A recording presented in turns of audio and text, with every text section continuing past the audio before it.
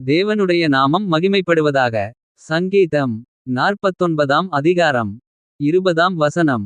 கனம் பொருந்தினவனாயிருந்தும் அறிவில்லாத மனுஷன் அழிந்து போகும் மிருகங்களுக்கு ஒப்பாயிருக்கிறான். கர்த்தருக்குள் பிரியமானவர்களே. நீதிமொழிகள் 11ஆம் அதிகாரம் 5ஆம் மற்றும் 6ஆம் வசனம் காண்போம்.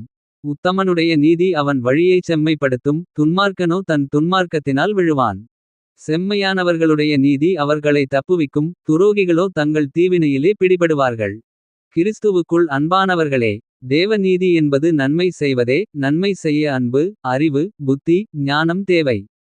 அன்பு பாவங்களை தவிர்க்கும். தேவ பயம் நமக்கு ஞானத்தை, அறிவை, புத்தியை தரும்.